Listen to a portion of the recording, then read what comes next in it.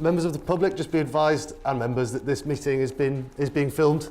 So if you don't want to be filmed, you feel free to leave. Members, you haven't got a choice, unfortunately. Item number 1, apologies for absence. Who have we got, Leslie? I've received them from Joe Warner. Joe Warner. Yeah. That's the only one. Item 2, disclosure of members' interests. I believe we've got one. Yeah. Yeah, you're going to leave the room, Mr. Liston, for item 5. Yeah. You don't have to. You just don't take part. Or you go to sit at the top. Yeah, it's fine. Yep.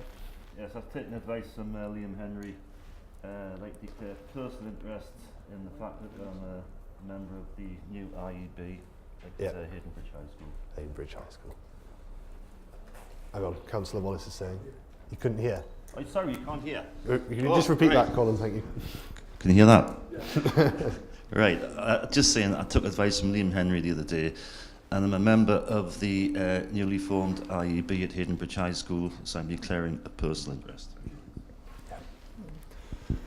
Yeah, well reminded, Councillor Wallace. Before anyone speaks, can you please take a microphone? The staff will be running around up and down with microphones, just so members of the public and people at home can hear what we're saying.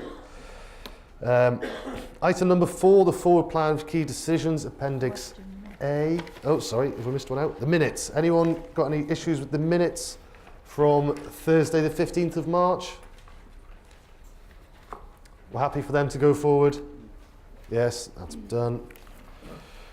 Okay. Item 4, forward plan. Anything to say on that, Leslie? Just that yeah, there will be a report on the North Side First School coming to this committee in June, I believe, or July, and following that to Cabinet. Okay. Right, no problem. Okay, so we'll move on to the meeting proper, reports to be considered by Cabinet. First one, item 5, consultation exercise for proposed changes to post-16 transport policy, which is Appendix B in your papers. And I'll hand you over to me, Councillor Daley. Thank you. First of all, good morning everyone, and thank you for attending today. In your papers today you will see Appendix B, which is a report on the consultation on the proposed changes to post-16 transport. What I want to do before Andy Johnson comes in on this report is just to give a little bit of an overview of why we conducted a consultation on this.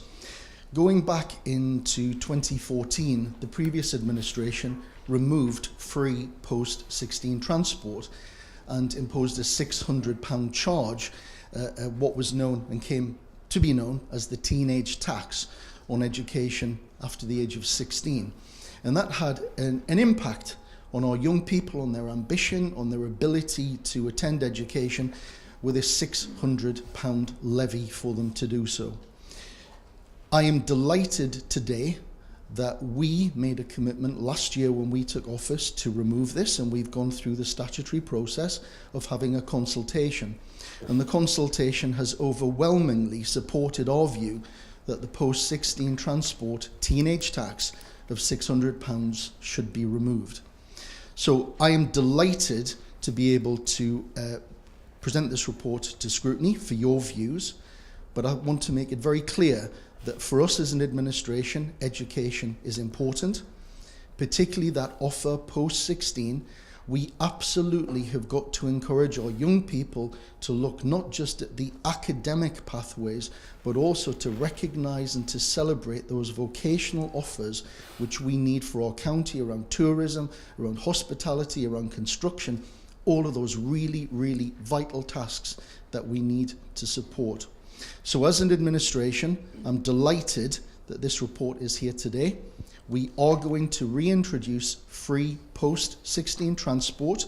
There are 4 recommendations, and the detail of the report now I'll pass over to Andy to go through in some detail.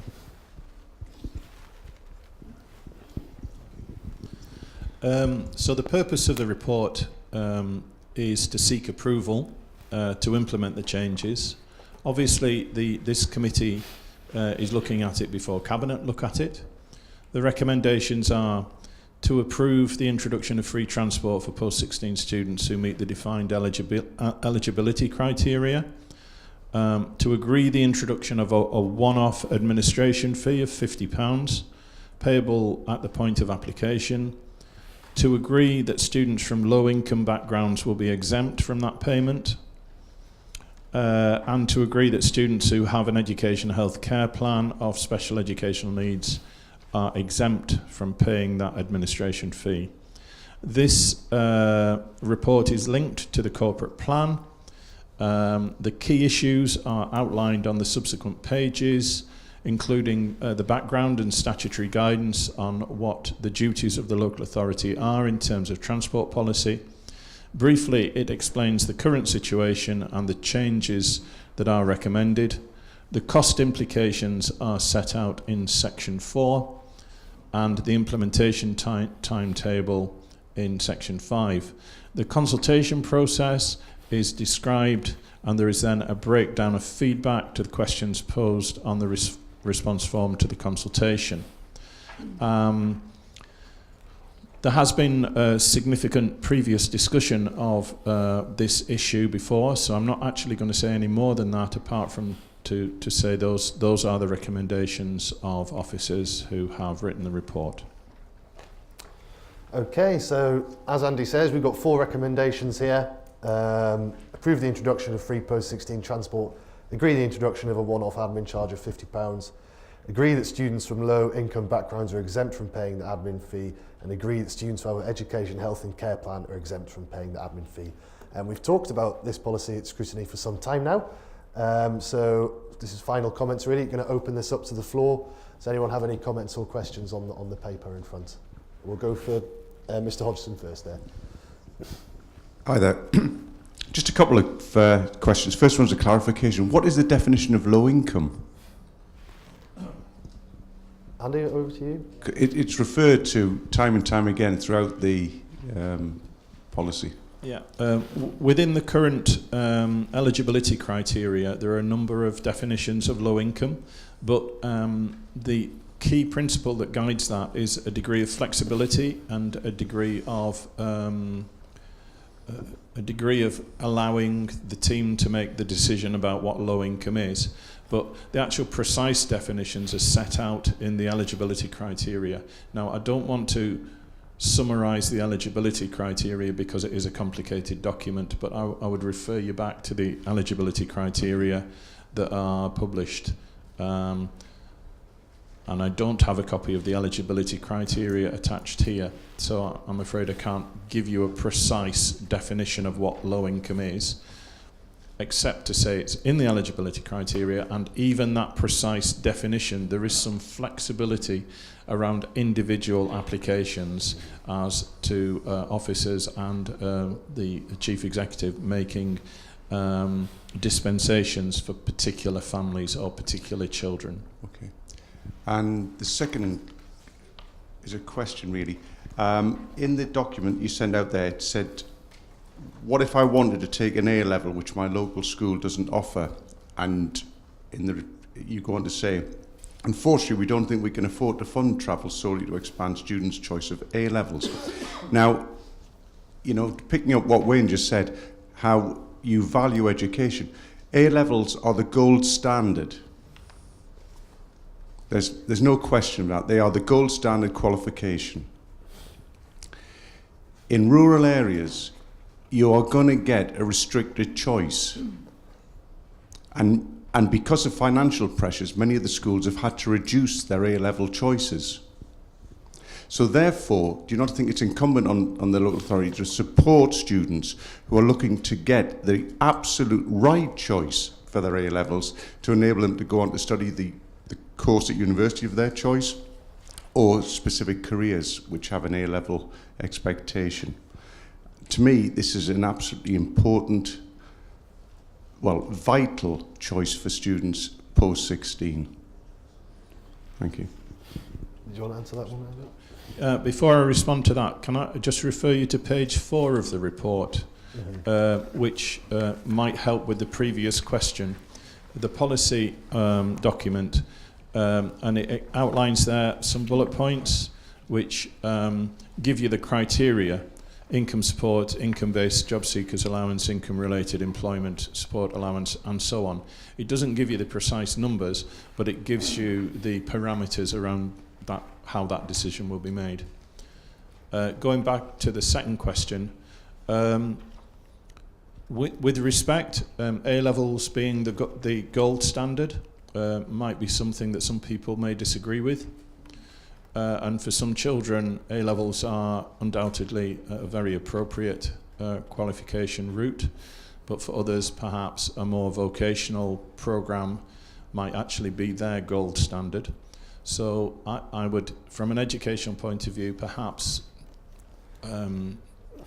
disagree a little bit around A-levels being the gold standard for every single child. I think for some children, yes, but for other children,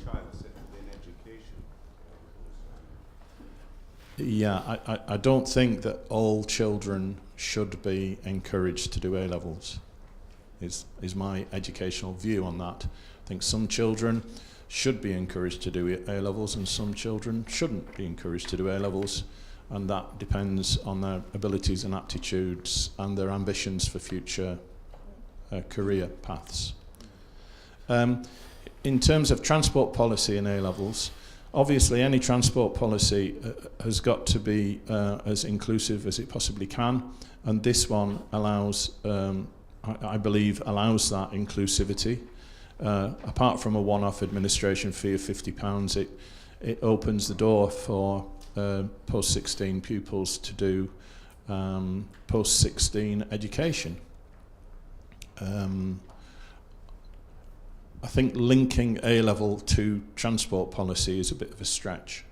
I can't really see how you can directly say, I was going to do A-level English literature, but I'm not going to now because of the transport policy. I think that would be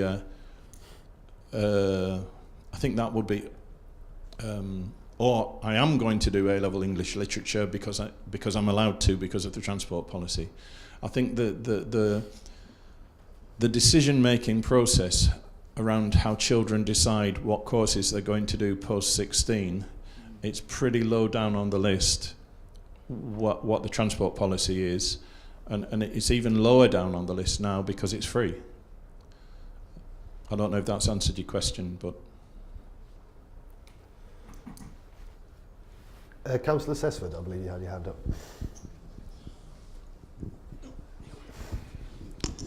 Yeah, thank you, Chair. I just want to cover some irrational sort of comments that we've been receiving recently about the £50 fee that's been charged to help process the free transport. And I think to make it clear, you had £600 you were paying before, and now you have a £50 fee. The £50 fee, of course, covers 2 years. If you make an application and you're unsuccessful, you don't pay the £50 fee. If you have multiple children, they're all covered by the one-off £50 fee. So therefore, suppose you had 3 children in your family, over 2 years, £3,600 or £50. I really don't see, some of the comments that we've been receiving recently are at the best totally irrational. Mm-hmm. So I think that has to be made clear, that is the situation, and not what some of the comments I've been hearing. Yeah, we've made that clear in this very committee. The last time we spoke about this, we clarified the £50 admin fee and had that information presented to us on that. So no, thank you, Councillor Sesford. Councillor Stewart. Yeah, thank you, Chair. I note from 2 in the report the current situation. Can you clarify why it says since the start of 2014-2015 academic year, when the policy changed, students were required to pay for their own travel? Just a general overview why that policy changed. Which policy, Councillor Stewart? Yeah, it's saying on the report 2, point 2, saying that since the start of 2014-15 academic year, when the policy changed, students have been required to pay for their own travel if they can access their own travel, and it goes on from there. So you want to know why, historically, why the time. policy changed originally? Yeah. Does anyone want to tackle that?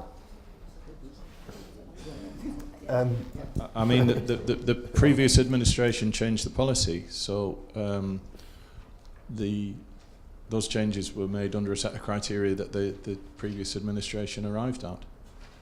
I don't want to I think put words in their mouth by saying why that was done. It was their decision. Yeah, I think we'd probably have to ask the previous administration, and they're not here, but Councillor Daley? To clarify on that point, the current situation, the policy was changed in 2014-15 academic year by the previous administration, who decided to bring in a £600 charge for post-16 transport across the board. That was subject to considerable concern by residents, and we had a special extraordinary full council meeting convened to actually discuss that. And a motion took place then, which was defeated by the then Labour administration, which is why, to be very clear, the current situation is that there is a £600 charge, and this report in front of you is to get your views and your opinion on our decision as the current administration to remove that charge. So it's very clear, there is a current charge, we want to remove it, we're asking for your thoughts and opinion. It'll then go to Cabinet next week, and then the Cabinet will take on board whatever comments, views, opinions that you have, and be minded to make a decision to actually remove the £600 teenage tax charge. Any more comments or questions? Councillor Stewart, would you like to come back on that one, please? Anybody else lining up there? Thank you for that, Chair, and Councillor Daley for your response there. I'm pleased to see that there was a consultation took place here.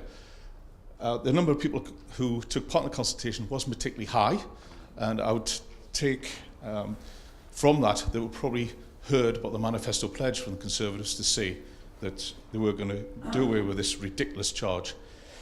Disappointing as it was yesterday, I don't talk politics, as many people here know, but the Labour leader yesterday reiterated yet again that he thought it was the rich people with the cars who'd take the kids to schools, and we were benefiting those rich people. What I would say about the consultation here, it's clear that it is upfront, it's been done in fairness, the integrity of that was not in doubt at all. And what I would say to the voting members here today, if they are affiliated to a political party, please, this is far more important than politics. This is about their livelihoods, the future of our communities and our schools. Please vote for this. Thank you, Councillor Stewart. Slightly wrap your knuckles there, because as members of the public know, scrutiny is a non-political committee. We make decisions generally by consensus, but your points are noted. Councillor Lang? Councillor Daley has been Jim, can you take the microphone, please? I was just going to make the same point, that it's supposed to be a non-political committee, this, and unfortunately the portfolio holder has fetched politics straight into it. So if we're gonna have proper scrutiny, let's not have snipes. Yes, the portfolio holder isn't on the committee, so he can say what he likes. That doesn't exempt them from the rules of this committee. I believe the portfolio. So he's allowed to make snipes and allowed to make. The portfolio holder is a member of the administration. Yes, can, but can say what he likes. So he's allowed to slag off other people. I wouldn't go as far as to say. So I cannot question him politically. We're here to question the document that we have in front of us. You're telling me I cannot question him politically. That's what full council was for. He can question us politically. He didn't lay a question onto us. He just explained his position of the current administration. He knows. Councillor Oldcastle. In defence of Councillor Daley, he was purely answering a question from Councillor Stewart. How did the policy change? That's all that's what he just simply said, that told the facts the previous administration changed the policy. I don't see how that's been very political. On a number of occasions he mentioned teenage tax. That was a political statement. The portfolio holder is allowed to say the position of the administration. We, as members of the scrutiny committee, must remain non-political and focus on the bit of paper we have in front of us. which I would actually like to go back to Mr. Hodgson's point from the chair. Number 3, bullet point 3, you're entitled to free post-16 transport provided your course is undertaken at your nearest appropriate provider. Can I have a definition of nearest appropriate provider, please? So, for example, if you want to do your A-levels at Amble, and Amble's your closest school, but that course is only available at Alnwick, how does that how does that fit into the policy? Once again, if I can refer you to the actual policy which is attached, and I don't want to give a trite answer by just trying to answer that in one sentence, and then I'm kind of making policy on hoof. But there is quite a detailed eligibility criteria that sets out, and I'm just searching for the page.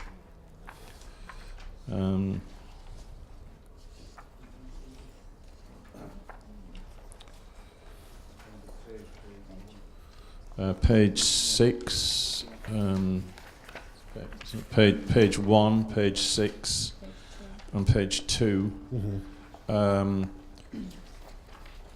But broadly speaking, there is still that degree of flexibility, so that individual parents or individual students can appeal the decision of the of officers and say, well, actually, under those criteria, this is not an equivalent qualification, so I should be getting free transport to a provider that's further away. These policies and procedures are used very much as guidelines rather than written in stone criteria. And I assure you that every single appeal or every single application is treated individually, and this policy, as I say, is used as a set of guidelines rather than written in stone. But if you'd like to read the eligibility policy and then come back with questions about what sentences mean within it, then I'm sure we could do that. Can I just quickly come in there, Mr. Hodgson? No, that's really what I wanted to hear, because we, as the Scrutiny Committee, made that recommendation that the final decision is at the discretion of the Council, and that's basically what's just been explained to us, that it is a little bit flexible, so in certain scenarios it can be changed. But yes, Mr. Hodgson? Yeah. I know I don't want to hark on about the A-level choices, but if you were a post-16 student living in Newcastle, then if your local school doesn't provide you with an ample choice, or the school you actually attend, say GCSE, you haven't got far to go for another choice of A-levels. We're talking about rural Northumberland, and our students start off with a huge disadvantage on distance between schools, and many of the schools have had to reduce the options because of financial pressures. And to me, this is absolutely vital for post-16 students to be given the best opportunities they can, because you're talking about their future lives and careers.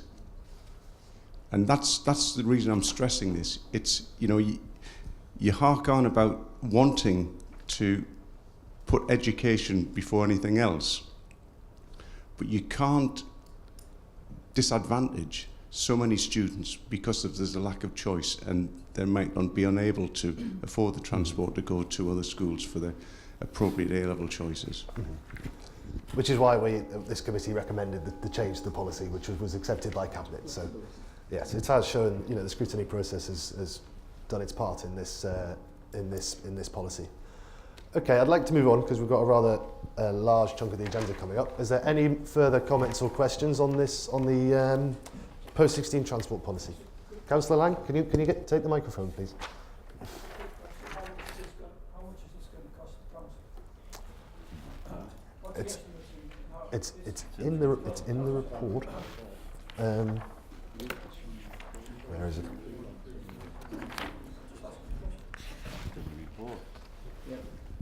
Once again, that's set out in the report. 2.3 million. It's on cost implications, section 4. It is estimated the additional cost associated with the change of policy to reintroduce free post-16 transport will be 2.213 million per annum, 1.413 million for 2 terms in 2018-19 and a further 0.8 million in 2019-20. These costs have been included within the Council's proposed medium-term financial plan. Does that answer your question, Councillor Lang? I mean, another thing that crossed our desks on this committee was we made sure that this wasn't coming out of the education budget. It's not money that's been taken away from schools. It was coming out of the local services budget, isn't it? Yes, which is slightly different. No, Councillor Stewart, we'll move on, if that's okay. Would someone like to propose this report? Councillor Horncastle, seconder. Councillor Sesford. Are we happy to put these through? Agreed? Agreed. Right. That'll go to Cabinet. Is it next week, Councillor Daley? Tuesday. Okay. Now we move on to item 6, which is Appendix C in your packs. Consultation on education in the west of Northumberland. Now we'll have a speaker for this item, which is Councillor Dale. The order will be Councillor Daley, and then we'll move to the Andy Johnson, and then we'll have the speaker, and then we'll open it up to the floor. So, Councillor Daley, do you want to present this report? Thank you. Again, using the same format, I will present the report and then I'll pass over to Andy Johnson. So, first thing I want to say is, obviously and I appreciate the last sort of 8 weeks has been a very difficult time for some of our communities, because we embarked on a huge conversation with our schools in the West for a number of reasons. Number one being the fact, and just reiterating a couple of points, is the decision by an academy chain, Bright Tribe, to walk away from educating our children at Hayden Bridge.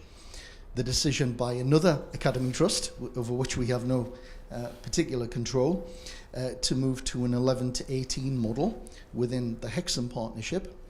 The fact that we had some real challenges with some of our very small schools about how we could continue to deliver a world-class, first-class education to some of our very small schools in some of our very important rural communities.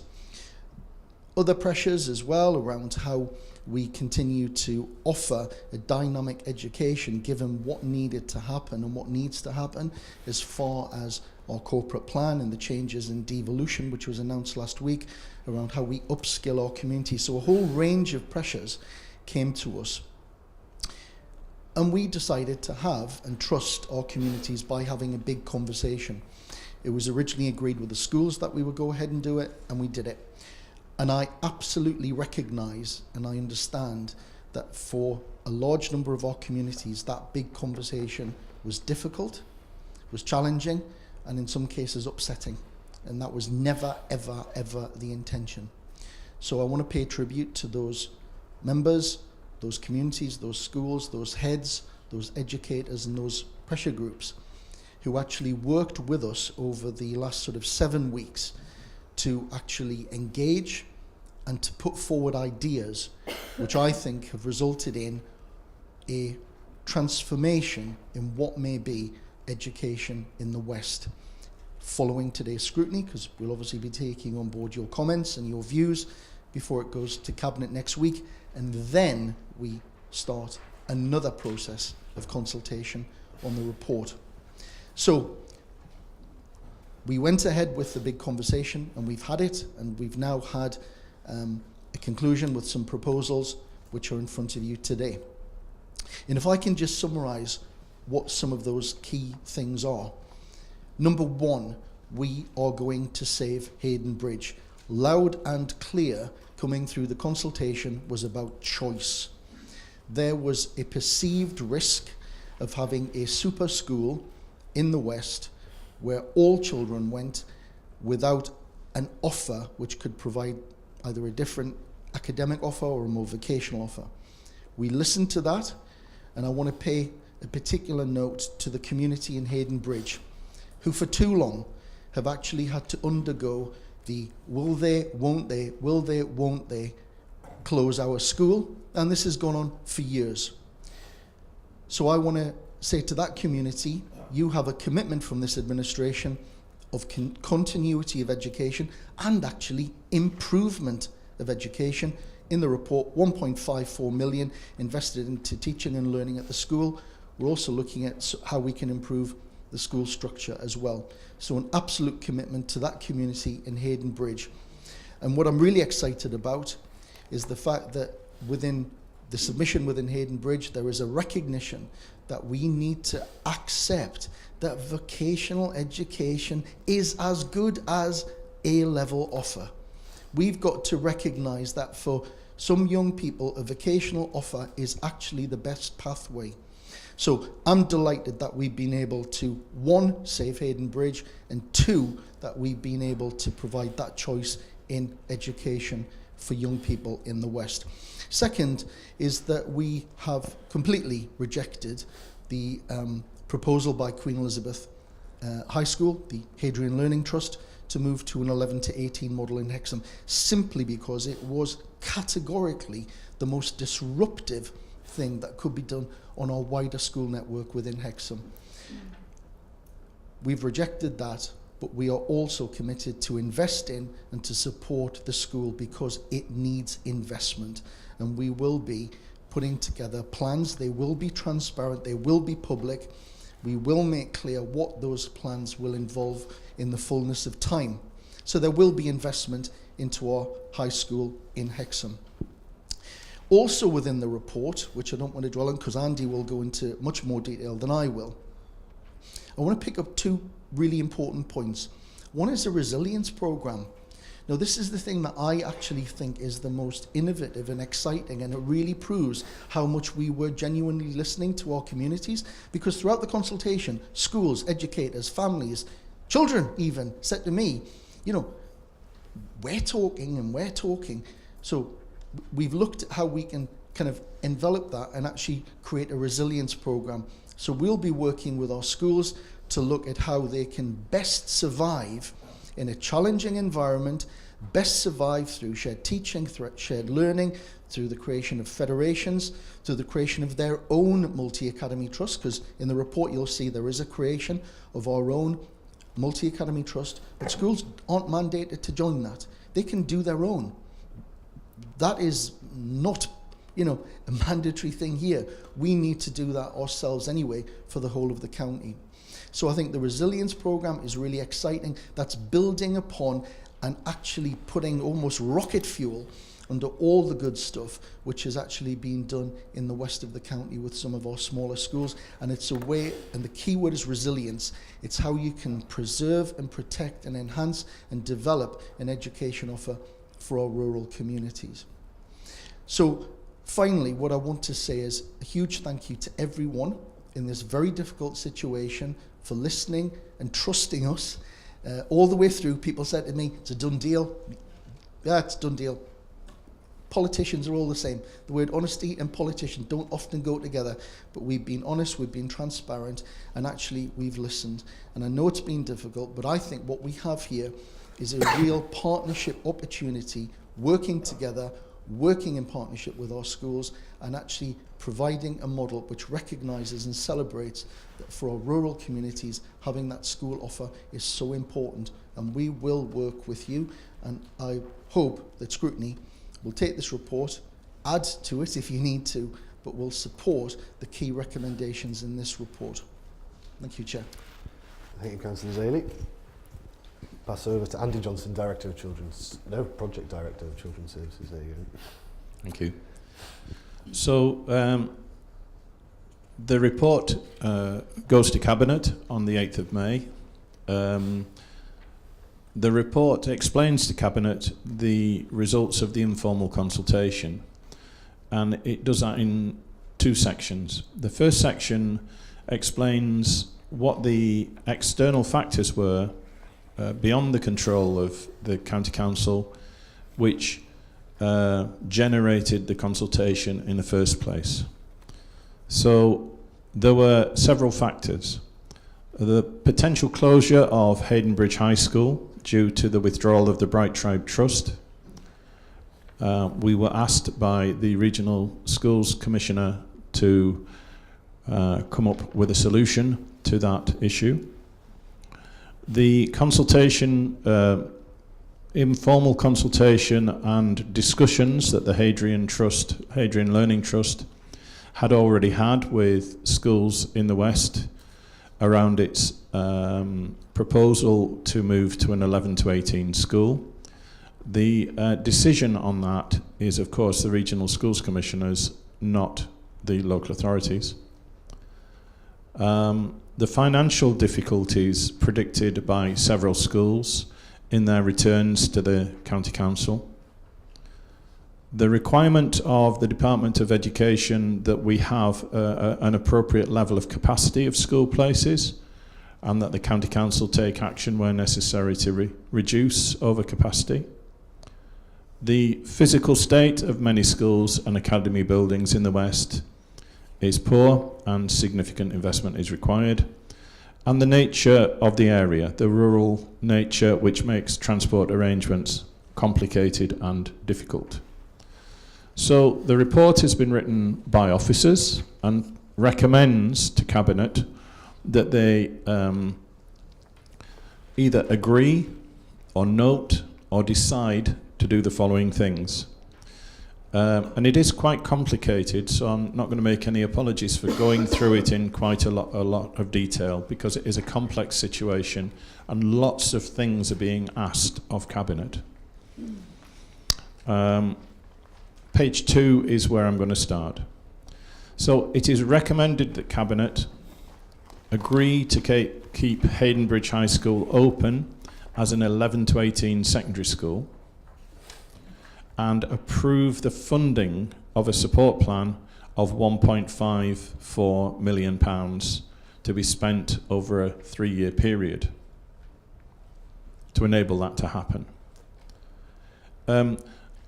Cabinet need to note the position of the school, and the position of the school currently is that it will come back under the control of the local authority and it will continue as a maintained school, managed or governed by an interim executive board, until the Regional Schools Commissioner can broker an appropriate sponsor.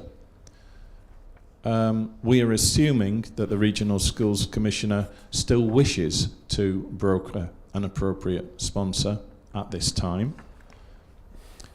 The second recommendation is that that might mean that the new interim executive board needs to review the age ranges of Haydenbridge High School, and if they were to agree that that was a sensible thing to do, then that might result in a further consultation with the community, with parents, with pupils. Note that the interim executive board has been now established by the local authority, and that board replaces the one that was established by the Department for Education. The purpose of that board is to develop a strategic plan that will enable a long-term future of a school in Haydenbridge. For that to happen, again, there needs to be capital investment. Now, that capital investment is in addition to the £1.54 million which is needed for the ongoing support of the school. Any refurbishment plan or capital investment plan would come back to this committee and to Cabinet for approval on the 10th of July. What we're asking Cabinet to do is decide, in the light of the feedback from consultation, whether to permit statutory proposals. So A, B and C, we're asking Cabinet to note or agree. They can note or agree those things without a statutory proposal. But the following items require a statutory proposal because they involve the extension of age range or they involve the closure of schools. So the statutory proposal that we're asking Cabinet to agree to would involve the extension of the age ranges of a number of schools from 4 to 9 years old to 4 to 11, They are Bellingham First School, Kielder First School, Otterburn, Greenhoff, Westwood Burn and Walk Church of England First School. We're also asking them to agree to go to a statutory proposal to close Bellingham Middle School. That does not mean we're asking Cabinet to agree to the closure of Bellingham Middle School. What we're asking Cabinet to agree to is a statutory proposal to see what a consultation process would result in as regards to that proposal. So it's very important that we're clear on that. We're asking Cabinet to note, therefore, that there would be one intake of students only into Hayden Bridge at Year 7, and the planned admission number into Year 7 from 1st of September 2020 would be reduced to 120, and the school in Hayden Bridge would have a total capacity of 750 pupils. We're asking Cabinet to note that should the recommendation be approved, the outcomes of the formal consultation will come back to Cabinet for decision on the 10th of July. So no decisions are made until after the publication of the statutory proposal, after the consultation, and decisions would be made on the 10th of July. We're asking Cabinet to note that in the light of feedback from this consultation, officers are not proposing any changes to school organisation in relation to the Hexham partnership. However, we are asking Cabinet to agree that NCC will establish, in partnership with these schools, a resilience programme. That resilience programme, the detail of which will follow on the 10th of July, will broadly allow or encourage the establishment of a number of hard federations or multi-academy trusts that we believe will support small rural schools to become more financially and educationally viable. They may be grassroots federations that are grown from the schools themselves, or grassroots multi-academy trusts, or they may be ones that are coordinated by the local authority.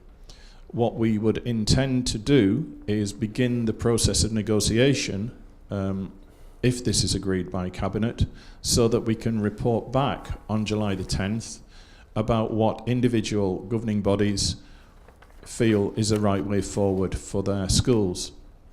Bear in mind, of course, that some schools are already part of federations. In addition to that, the local authority will establish a trust in partnership with other public sector organisations with a view to establishing a multi-academy trust for the whole of Northumberland, because the problems faced by small rural schools in the west is shared by many other schools in other parts of the county. That would be a separate process, but we hope to have a proposal ready for approval by September 2018. We're asking Cabinet to agree that council officers should advise the RSC office and Hadrian Learning Trust that as a result of this consultation, the council cannot support the change in age range of the Hadrian Learning Trust. Now, bear in mind that this report was written prior to the Hadrian Learning Trust publishing their consultation result. And we now know that the Hadrian Learning Trust have decided not to go forward with that proposal, or at least that is my understanding of what they have published. Therefore, there will not be a necessity for the council officers to advise the RSC that we're against this plan, because we believe that the Hadrian Learning Trust are going to withdraw this plan. Can I just say a little bit about the Hadrian Learning Trust? Obviously, we disagree with them, but we are absolutely convinced that their motivations are centred around their belief that what they are proposing is the right way forward for children and families of Hexham. So we've never questioned their motivation in terms of what they propose to do. They have at the heart of their proposal the benefits educationally, socially, emotionally of the children of Hexham. We have questioned other external academies' motivations in the past, but that's certainly not the case with the Hadrian Learning Trust. And we look forward to working with them collaboratively in the future. We also ask Cabinet to note that the buildings of the Hadrian Learning Trust require significant capital investment, and we're asking Cabinet to instruct us as officers to begin work with the Hadrian Learning Trust to establish a proposal for redevelopment of the school or schools on the current site or sites in Hexham. That proposal we would bring back to the Cabinet for approval on the 10th of July. We are also asking Cabinet to note the indicative capital costs outlined in this report and improve the development of an outline business case, a much more detailed business case, and that in itself will generate a cost, but we're asking for that to be approved. We're also asking Cabinet to note the implications for home to school transport as set out in this report, and there may be significant and changes required to homeschool transport arrangements. So those are the recommendations. Finally, I suppose all I want to say is that this consultation, like the previous consultations I've been involved in, has been a highly emotive and highly difficult one. 99.9% of all the people I've talked to have had the children and their education at the heart of their very strong feelings, and feelings have run very high. Now I think what we need to do is harness that passion, if you like, for education of our children and set it on one side and move forward with our plans towards resilience, the resilience programme and the support programme. Our responsibility as a local authority is to provide system leadership. And we've always felt that if we don't do it, no one else will. To some extent throughout this process, we have trod on other people's ground. So, for example, the Regional Schools Commissioner, the Department for Education, existing academies, existing governing bodies, the diocese. So, right at the very outset of this, we said we're trying to bring people together. It may have felt like that we actually pushed them apart as part of this process, but now what we hope to do is bring them back together. And we brought to the surface, I think, during this consultation, many issues around schools who, on the face of it, want to work together, but in practical terms don't know how to work together. So we hope to assist them with that in the future. That's it, I think. I don't think I'm going to say any more.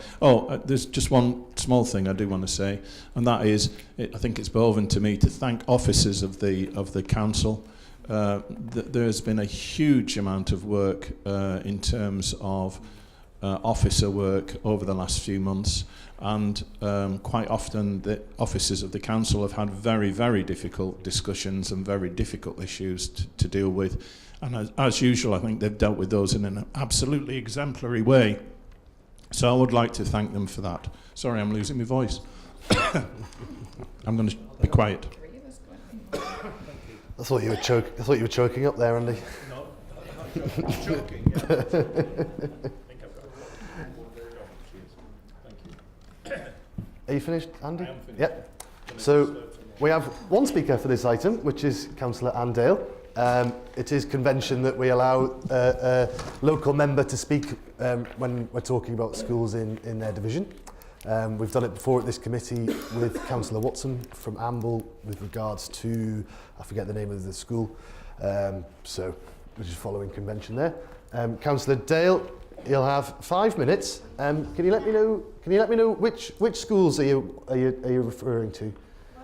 Well, discussion I'm talking about is obviously the Hexham Partnership Mm-hmm. of schools. So if I could just mention one or two things. But which ones are in your division? I need to know just for the In my record. division, Broomhoff, but actually, I'm sorry to say, you've actually missed it out. So one of my main problems is on page 70, just to bring to your notice, on page 7. Let me just set the timer, and once you Right. start speaking, I'll click the button. Ready? Right, well, Right, can I just go. start by, as Yes, you brought you it can up, start now. the school I'm speaking on behalf of, but actually the parishes and the divisions they're in my division, is page 70. If you could look at the Hexham Partnership, can you just look at the list, and can you stop the timer while you take a look at the list? I can't do that, Councillor Dale, but if you point us in the right direction, it's not. I can see it's not on the list, Broomhoff. It's not on the list. So this report has come out without one of the main schools in my division not on the list. That's Broomhoff and Riding, which is Riding Mill. Mm-hmm. So there's no words about if there's any funding required for the building, and I can tell you there is. But I think, please, that is a problem, and it's something that should have been addressed a long time ago.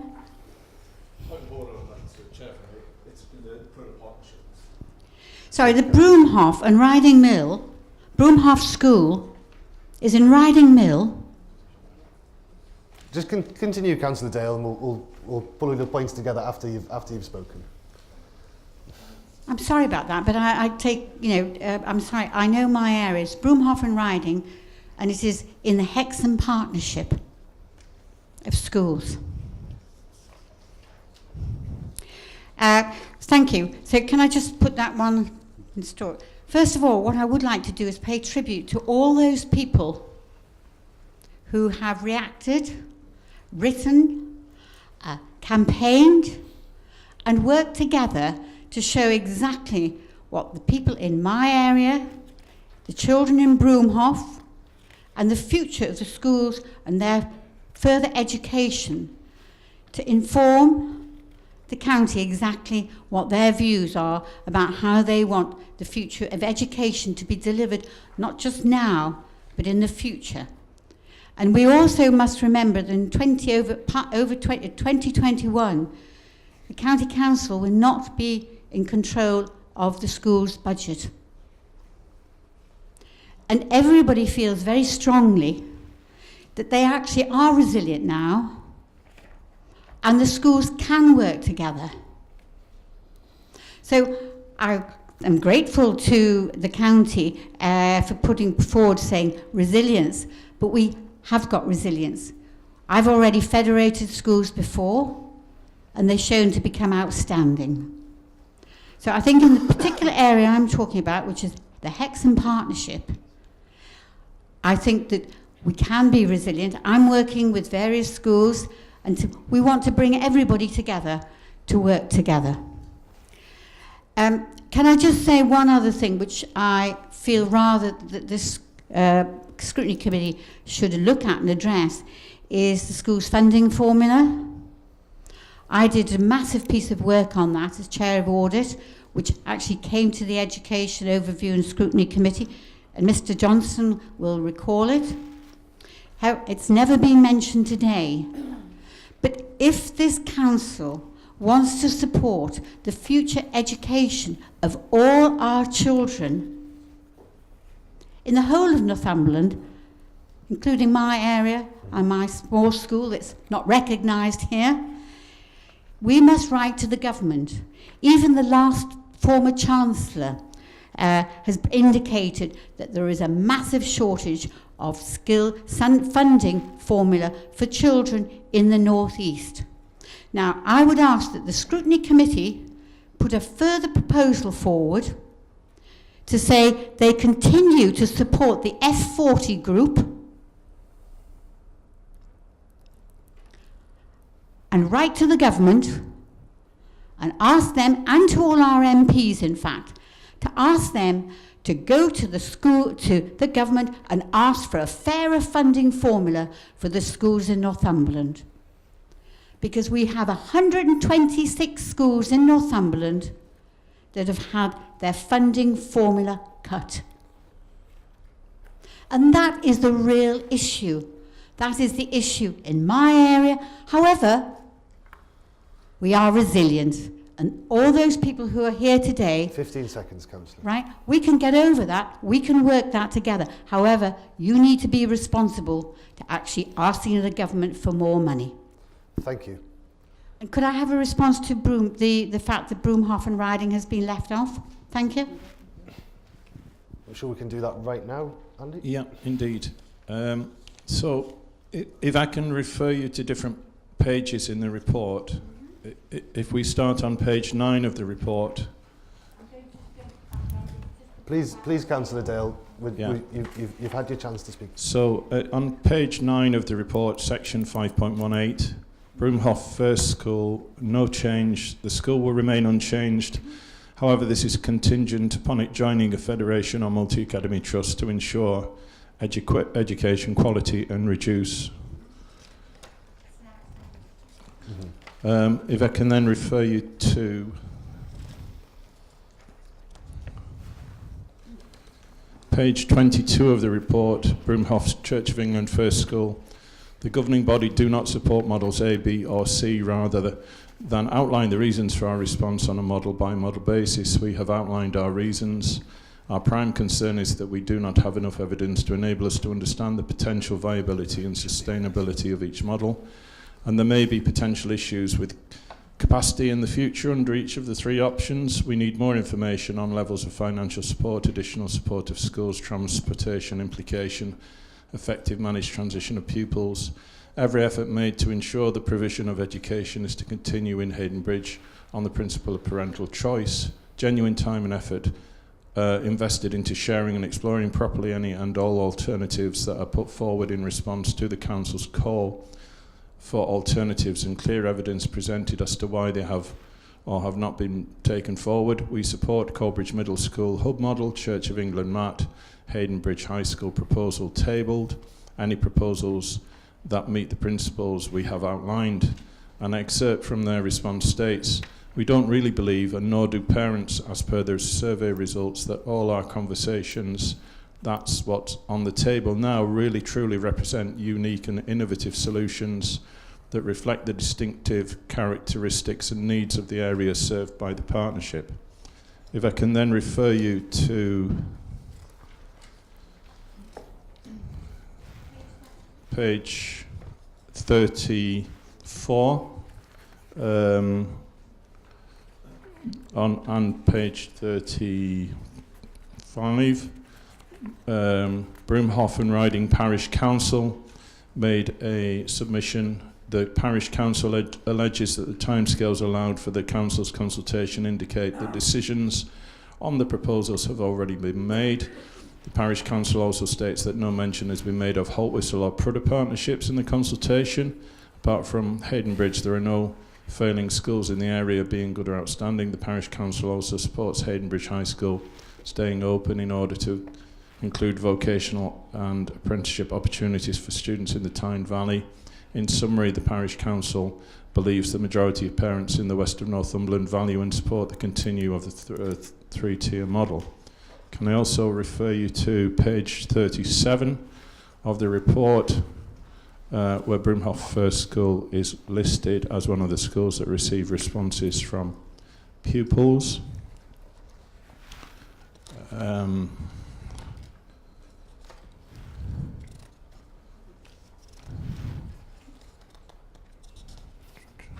Bear with me.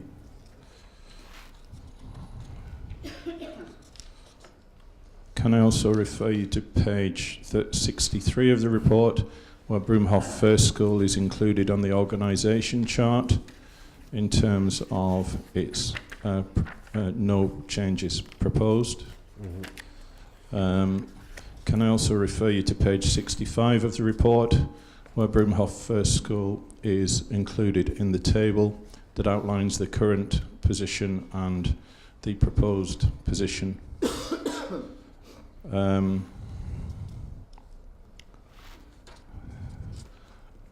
But can I also say that you're absolutely right in terms of Table 4 on page 70, Broomhoff School is not included in that table, and I would propose that's probably due to an administrative oversight.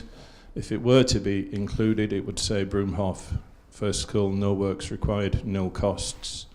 So can I reassure Councillor Dale that the views were taken into account of the school, and all of that was built into the consultation, and refer her back to those separate sections of the report, and if required to the raw evidence that we can provide that include extensive information on the school, its views and the consultation itself. Thank you, Andy.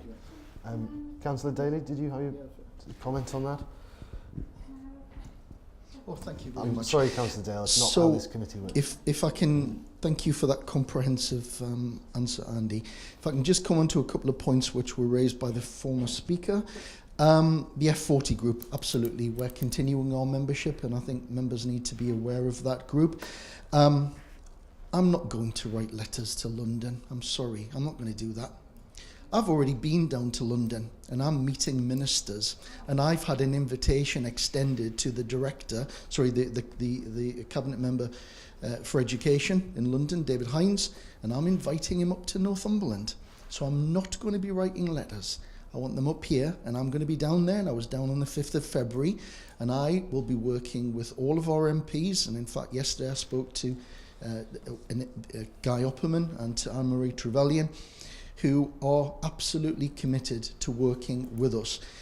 It is factually incorrect to say that all 126 schools in the county have had a cut in their budget. The national funding formula has resulted in an uplift for our schools because of pressures around national insurance, increments in teachers. Some of our schools have had a bigger impact because of those ongoing costs. And in fact, that was discussed within a union meeting we had the other day, and I recognise the absolute pressure that faces. The government did put in a £25 million rural school fund programme, which many of our schools are actually eligible to receive support from. But I agree, we need to do more. And this is precisely what I will be doing. So let us know, face to face, yes. I want ministers up here, I want them to see what some of our challenges are, and I want them to see what a brilliant, outstanding, world-class education can look like in both Blythe or Bellingham, whether it's in Coupin or over in any other part of the west or the north. We have got to actually ensure that there is an absolute outstanding education for our young people. It has been quoted to me on many occasions that a previous post holder of my current post said, well, if you live in the West, don't expect to have a good education.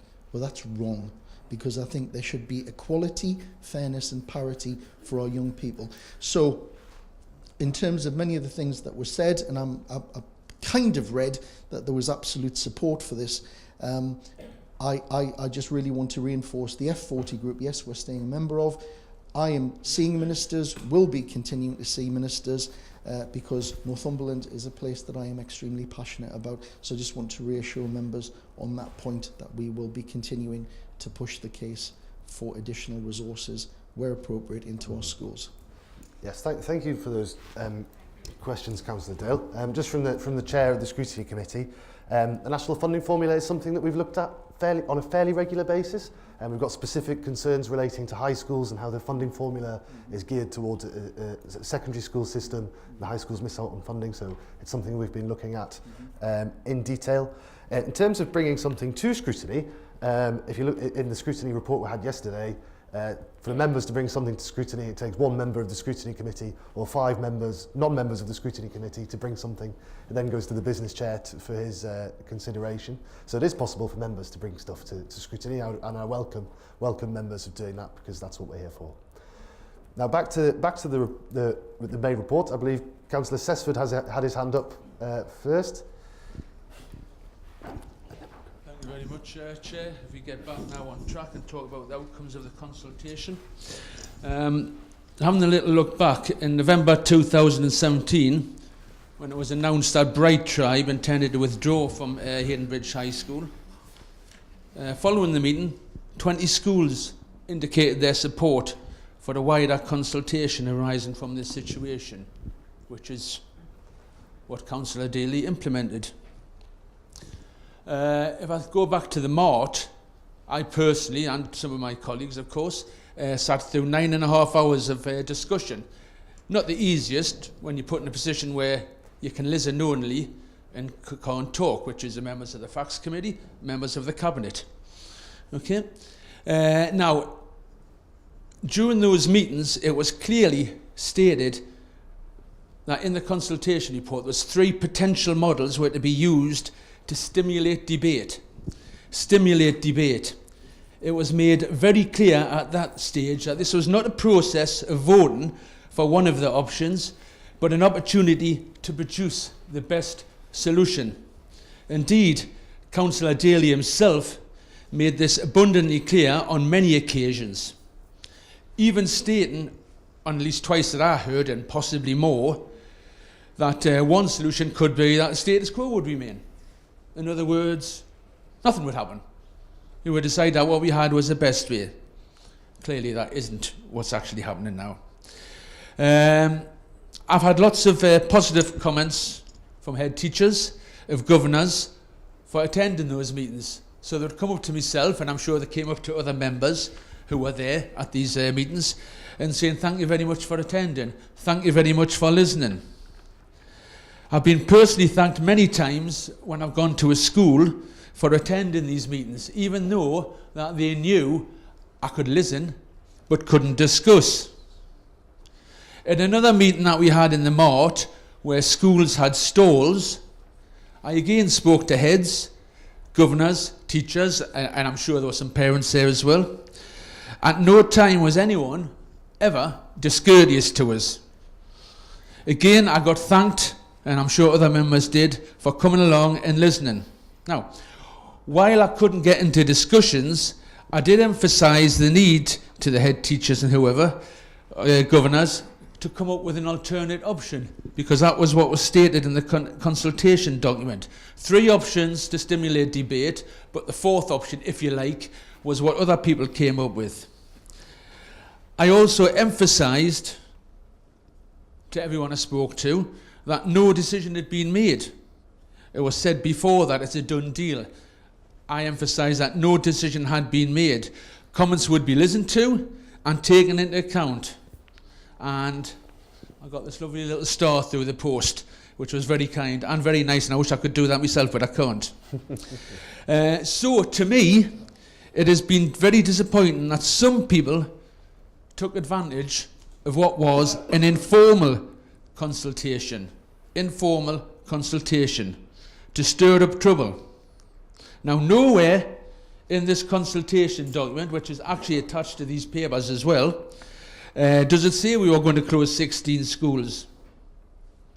What it does say on page 13 of the consultation document, which I believe is page 86 of this particular handout that we got, it says at the top, please bear in mind that the models outlined below are only presented to aid the consultation process.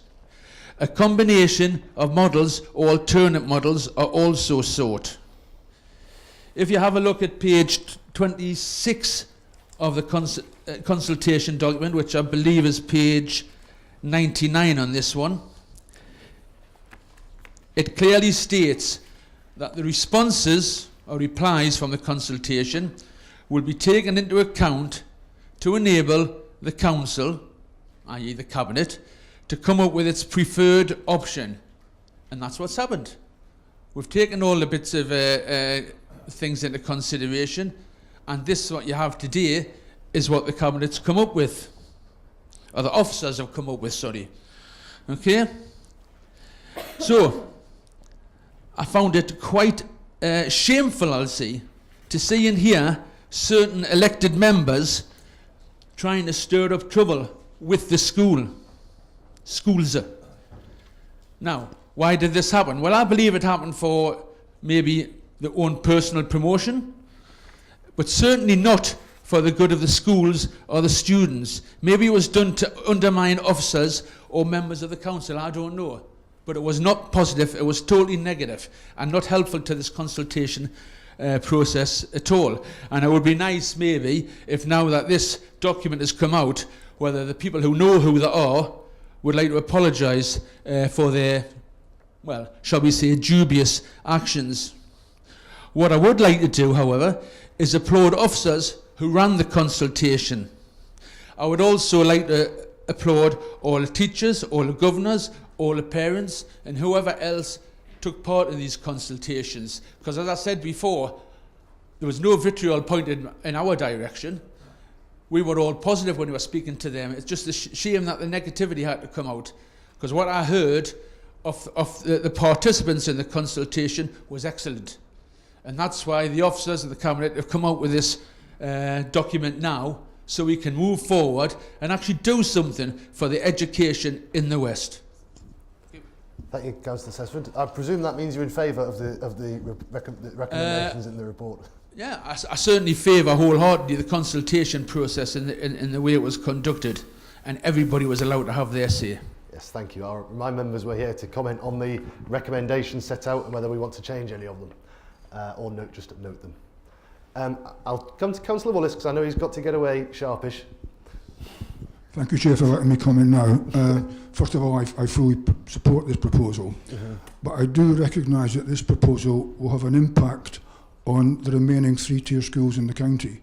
That previous academisation has reduced the number of three-tier schools, and this will also do so. And I do fear for recruitment and retention in the schools that do remain within the system, and I ask that Cabinet recognise this and do whatever it can to alleviate any damage that may be caused to that system, because it still works very, very well in large parts of the county. And I'm actually delighted that Hadrian Learning Trust are not going ahead. That alleviates the issue itself, but I think it's an issue which we cannot allow to continue. Thank you. Thank you, Councillor Wallace. And Mr Hodgson. Yeah. Just picking up the point about Hayden Bridge as part of the proposal to go forward. Andy, at a previous meeting when we discussed this, you made it abundantly clear that there was no way that there could be two high schools in the West at capacity. One of the problems, obviously, is falling rolls. Now, you anticipate that Hayden Bridge would have a roll of 750. It currently has a roll of 360, including sixth form. There are, I believe, 239 families currently send their children to QE. What you're hoping for, presumably, is that, because again you say it's about parental choice and the community choice wanting two high schools, but the reality is that there's been a drift from the Hayden Bridge Partnership to the QE Partnership, or the Hexham Partnership, I should say, for many, many years. What you're actually saying is, in this plan, that by September 2020, you will reverse this drift, and over the coming years, expect the school to have 750 pupils. Now, if that's the case, then Hexham, QE, is faced with a dramatic falling roll. It already has serious financial difficulties. That's what prompted them to go for this 11 to 18 model. You might be solving one problem or addressing parental choice, but you're actually creating another problem, and it's about the sustainability of these schools. And if you look to the future, how is it that you're going to be able to sustain these? And also in the plan, you state quite categorically on page 85, under school buildings and estates, money cannot simply be spent on subsidising existing schools' running costs because it relies on rationalisation and investment process. Yet, you're going against that by investing 1.54 million of the education fund into Hayden Bridge, which at the moment is well under capacity, and you wonder whether it can be sustainable. Thank you. Would you like to come in on that, Andy? Yeah, I mean, I would agree with many of the points that have been made about the current, or rather the previous position. So it was clear before the consultation started that Hayden Bridge, in terms of its financial position, was in dire straits, and it needed an injection of significant funds from one source or another. And we were very pleased when the Department for Education came up with a source of funding for Hayden Bridge in terms of their relationship with Bright Tribe and with the, I think what was described as the hub for Northumberland, and an amount of money in the region of £1 million. That money is no longer available to Hayden Bridge. So what the council has decided to do is, what the council has not decided to do, what officers are recommending that the Cabinet decides to do, and there is a very, very important point there. So I am, as an officer, recommending that the Cabinet allocate an additional £1.54 million for running costs, if you like, of Hayden Bridge High School over the next 3 years, to enable it to get back onto an even keel financially, and also to look at its age range and at its curriculum offer. I'm also recommending that the council find between £2.5 and £3 million to invest in capital development at the school. And those pots of money are new pots of money, although some of it has been identified in the medium-term financial plan as capital to be spent on schools. The 1.54 million certainly is a completely new pot of money that isn't going to disadvantage other schools. So we aren't going to take money away from other schools to subsidise Hayden Bridge. That's the recommendation, and that's something that Cabinet will have to decide whether that's a sensible thing to do or not. And to the wider issue of, is it sustainable to have 2 secondary schools in the west of Northumberland? It is, if they work together in partnership. Is it sustainable to have 32 relatively small first, middle, primary, secondary, high schools in the west of Northumberland? It is, if they work together in partnership. And I can already hear, the schools all saying, well, we will work in partnership. We do work in partnership. But I'm afraid some of the messages I've got for those schools are around how does that play out on impact in terms of how the curriculum is delivered and how the finances are managed. Do they share governing bodies? Do they share leadership capacity? Do they share facilities? Do they share back office functions? Do they share teaching expertise? Do they share special educational needs expertise? Does it go beyond the rhetoric of saying, yes, of course, we'll work in partnership with anyone?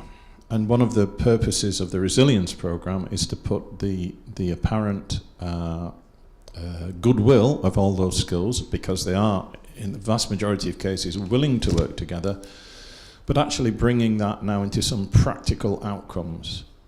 So saying to them, well, okay, let's actually sit down and look at what we can share, look at how we can work in partnership. And for me, the relationship between the Hadrian Trust and the Hayden Bridge High School should be one of partnership. And I do believe that one of the consultation outcomes was this need that parents had choice in terms of secondary education in particular. So therefore, it's important, if choice is to be preserved, that the remaining schools work together on this one. And again, that's something that I think we need to discuss with Hadrian Learning Trust and with the newly established interim executive board at Hayden Bridge. So that it goes beyond the rhetoric. And that's the problem, I think, with many of these issues, that on the face of it, individual schools will say, of course we'll work in partnership, but what does that mean? So over the next, hopefully, if this report is accepted by Cabinet, and then again in July, the next 3 years will give us an opportunity to develop those working relationships and come up with a sustainable solution. What you haven't addressed, Andy, is the actual numbers. What you say in the report is that you hope for 1,800 pupils to be actually attending the two schools. Now, presumably that's approximately 1,200 and approximately 600 at Hayden Bridge. But the reality is that the drift is from Hayden Bridge to QE. What you're saying is the potential new curriculum and alternative pathways would presumably entice some parents to choose Hayden Bridge, those living in the Hexham Partnership. But my view is that that would be few and far between. Are you actually confident that you can get anywhere near the 750 pupils that would make Hayden Bridge a viable school for the next 25 years? Because that's what you're saying. You want a model for the West Northumberland for 25 years, a sustainable model for 25 years. Again, the 750 figure, I think, in some graphs and tables it says 720, I think. And what we are actually proposing here is a capacity. So the current capacity of Hayden Bridge High School is in the region of 990. By rationalising the buildings at the school, we will be reducing the capacity of the school to 720. Now, whether we can fill the school in the next 3 years with 720 pupils is very, very doubtful. So I have very limited confidence that in 2021, 22, there'll be 720 pupils attending Hayden Bridge High School. However, in 2021, 22, there may be a different curriculum offer, a different set of age ranges, a different set of criteria that we're using to judge Hayden Bridge and the Hadrian Learning Trust. And it's not, although a lot of school funding is based simply on numbers, it's not all based on numbers. And that's why if we think for a little while about some of our first schools, some of them are tiny, and yet they manage to balance the books. And there is no reason why very small secondary schools can't balance the books. And maybe I'd point you in direction of I think it's called Samuel King School in Alston, which I think has less than 100 secondary pupils attending it, and yet manages to offer a good curriculum that is supported by Ofsted. I think their most recent report was that they provide a good education. So I don't want to focus overly on the 720, 750 figure. I think that's just something that we've had to put in the report because in terms of making a proposal, you've got to have a number. I don't know if my colleague can just have a quick word with that about that. Yeah, great, thanks. In terms of the number and why we've suggested 5 forms of entry, that is to support the birth rate actually within the Hayden Bridge Partnership. So therefore, if the community supports its local school, therefore the birth rate's between 130 and 148. This current year, there's 148 children being born in the catchment area. Therefore, it wouldn't be wise for us as officers to propose anything smaller, because if it does become popular with its community and serves its community, we will need a building of that size. And all, like Andy said, that will not happen on day one, but we really wouldn't want to rationalise an estate for something smaller that then would need to be extended in the future. And of course we can't remove parental choice. So parental choice will be, we believe, will be part of the system forever and ever, and some schools over the next 20 years will develop into very popular schools with parents, and some schools won't. That's just part of the system that we've got to understand. I think Councillor Daley wanted.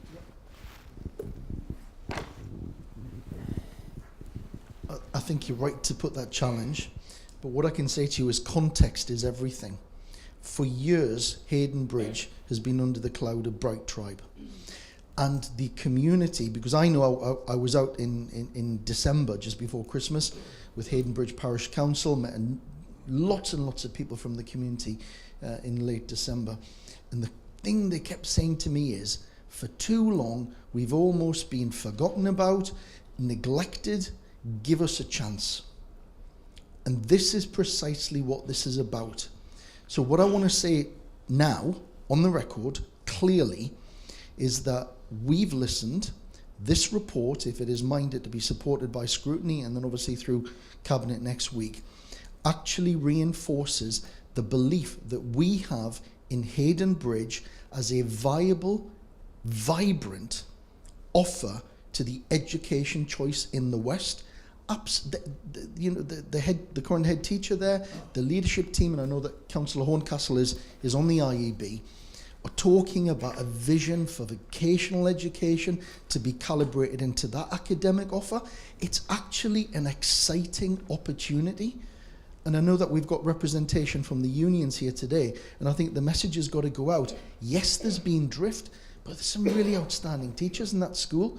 They need the chance to be able to deliver that curriculum to young people.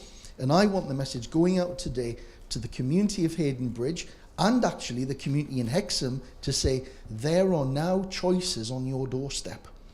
And that school has got to be given a fighting chance, and that's precisely what we want to do. So I think it's important to put the challenge, but overall what we need to do is give that school a chance, and that's what we've done.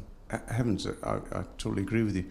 But what I'm saying is that because you've now got a mixed economy with the Hexham Partnership continuing as a 3-tier system, the drift from Hayden Bridge is in the end of year 4, and you lose those pupils to the Hexham Partnership.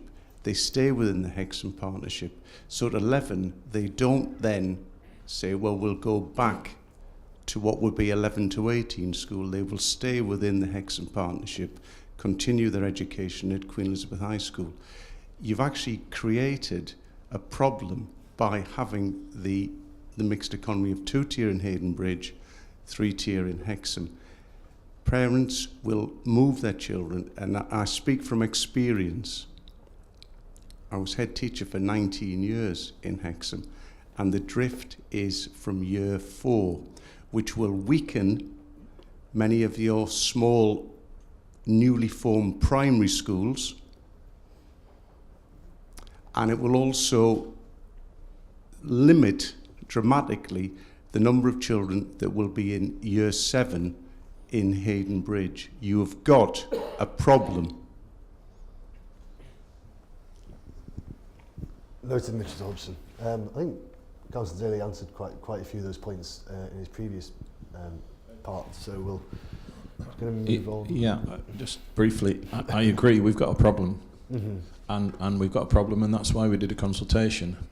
And many of the issues that Mr. Hodgson has brought very eloquently to the table existed before the consultation, and they still exist now after the consultation.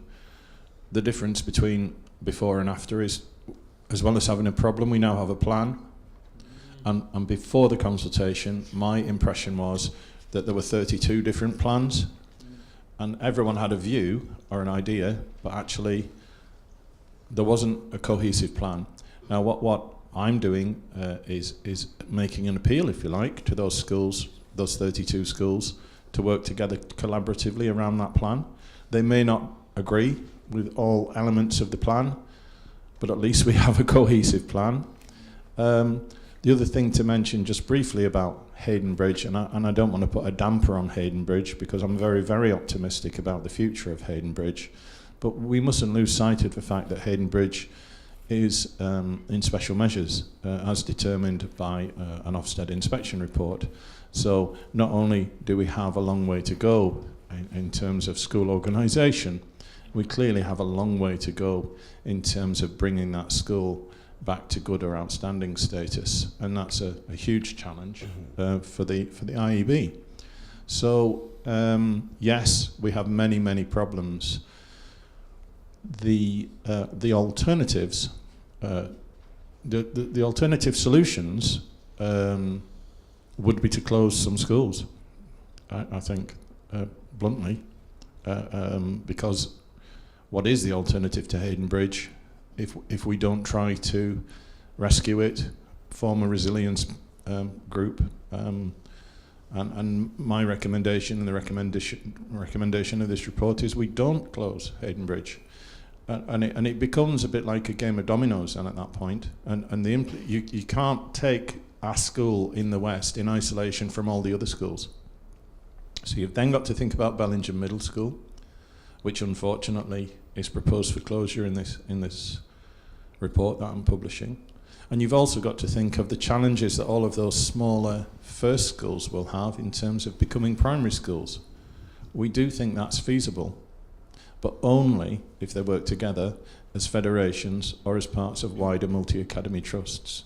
We think it would be folly for any small first school to think it can change to become a primary school without the support of other schools around it. And that's why we're asking them to work together in partnership.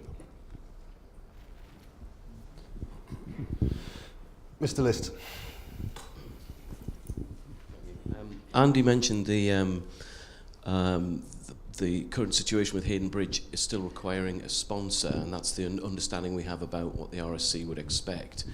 Given that the historical problems in finding a suitable sponsor, shall I say, is there any scope for the MAT, the Multi-Academy Trust that's mentioned in section H on page 3, to actually fulfil that role and remove what is probably the remaining uncertainty for that part of the county, in respect of we don't know quite what would happen if we get another sponsor or if we don't get another sponsor. Andy? The proposed multi-academy trust is a very it is an idea that we've had for some time now, and is a difficult idea to put into practice. And we hope that by September, with a number of partners from the higher education sector, from other public sector organisations, we'll be able to put forward a bid with some schools to the Regional Schools Commissioner so that we can become a multi-academy trust with the ability to sponsor schools. Now, I think it's probably unlikely that a brand new trust will be given the immediate task of resolving the issue at Hayden Bridge. What I'm hopeful, however, is that in 2 or 3 years' time, the trust will have developed capacity. Hayden Bridge may well by that time have got better on its own without the necessity for a multi-academy trust. And again, if Hayden Bridge works in partnership with its feeder schools and with Hadrian partnership, I think that is certainly possible. I've met with the IEB as an observer. I'm very heartened by the first meeting that the IEB have had. They're very focused. They're a very professional group. They've got many of the characteristics and capabilities I think that are required to turn that school around. I've also met with a group of senior staff at Hayden Bridge High School who are incredibly committed to bringing the school back to where it should be. The community of Hayden Bridge are 100% behind the school. Well, no, actually not 100% behind. The people who send their children to Hayden Bridge High School are 100% behind that school. Unfortunately, some people in Hayden Bridge choose not to send their children to Hayden Bridge. That's their right, and I wouldn't take that away for 1 minute. So I don't think the immediate solution to Hayden Bridge will be some form of multi-academy trust that the local authority are in, and by September it'll be sponsored. I would probably feel, though, that it's fairly unlikely for the Regional Schools Commissioner to come up with a new sponsor in the shorter term, because I think any sponsor would want to see how this pans out. They'll want to see how this £2.5 to £3 million of capital investment is being spent on the school buildings, and they'll also want to see whether this £1.54 million of revenue support, how that's being spent. And the clever thing for a sponsor to do would be to allow that money to be spent, see if it works, and then come in and say, yes, we'll sponsor Hayden Bridge. And I think that's more likely than it going the other way around. Mr. Payne. Then we'll come to some of the members. Mr. Wallace. Just one comment and a couple of observations. I would like to acknowledge, on behalf of the unions, the amazing work officers have done over this period of time. Travelling out in terrible conditions sometimes to some of these schools wasn't easy for any of us. As for observations, well, it's been said that this consultation was to settle the plan for education in the West for the next 30 years. I have some concerns that there are very, very few three-tier systems left in England, and the funding for schools is based on two-tier. I'm not sure that three-tier will last 30 years. That's just an observation. The other concern I have, I wasn't surprised or wasn't unhappy with the idea of a secondary school in Hayden Bridge, but I'm not certain about sixth form. I don't think it's big enough to actually sustain a viable sixth form. I attend lots of schools, and sixth forms are struggling now with funding, because the funding's been cut dramatically for sixth form students, and a lot of bigger schools are now having to drop various options. In fact, they're not running courses in things like modern languages, art, music, drama, English lit, have all gone in schools with over 1,000 pupils on roll. So I don't think a sixth form is really viable. I think 11 to 16 school will be, but I'm not certain or happy with the idea of the sixth form, even allowing for vocational courses as well. There will be sufficient numbers in a school that's certainly got, what, a 4-form entry, 120 was it, I think was predicted as the 5-form entry, 150. Some schools with 6-7-form entries are struggling to maintain their sixth forms. Thank you. Would anyone like to come in on that? Yeah, in terms of sixth form, that's another problem. Yes, it is a challenge. It's a I'd rather than call it a problem, say it's a challenge. And again, it'll be a challenge for the interim executive board and the senior staff of the school to look at.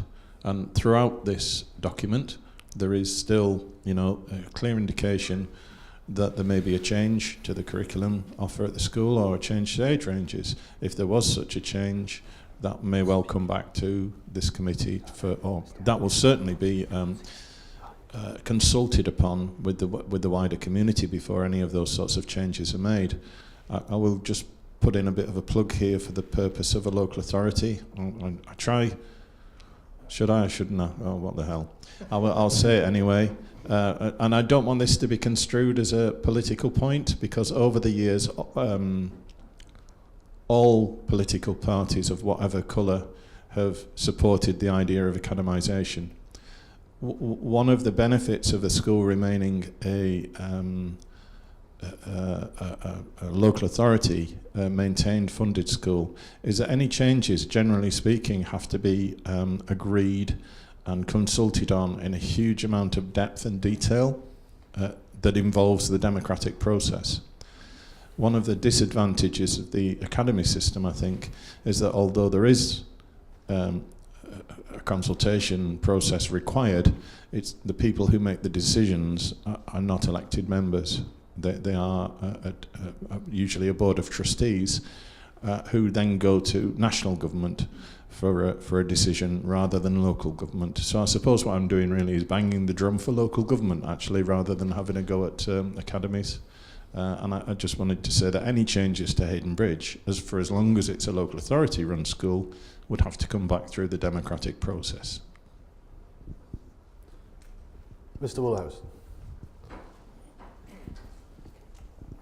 Just a couple of points, really. First of all, I was in Hayden Bridge High School yesterday and can report that morale is significantly higher than it has been over the last 3 years when I've been visiting, including when the local authority weren't allowed across the threshold, and we were actually the only point of contact between the school and this place. With regard to the consultation process, I'd like to commend the politicians, to be honest, because it's the first consultation process I've been involved in where it's actually made any difference what people say. So I could understand the cynicism when we were travelling around, because people aren't used to consultation being put out where it's actually meaningful. So congratulations on that. As far as Hayden Bridge is concerned, I do have the 1.6 million approximately. Does that include the current £600,000 deficit in their budget?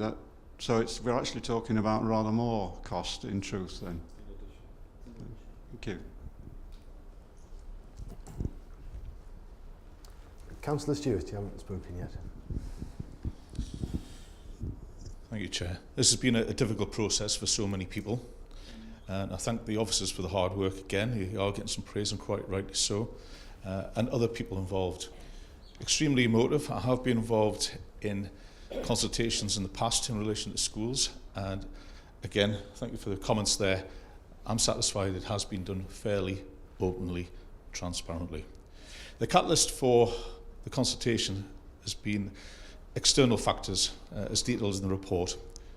Some have become more evident recently and more urgent, and I refer to Bright Tribe in particular there. I have historical connections to many of the schools which are referred to in the report, and I visit most of them at one time or another. And when I talk about schools, I'm talking about communities, and they are communities themselves. The whole area you're talking about is widespread geographical distance, and they are unique in each and every community there. The forefront of everything that we should do, and certainly on my behalf I do, is the educational outcomes of the young people, their families and the wider communities.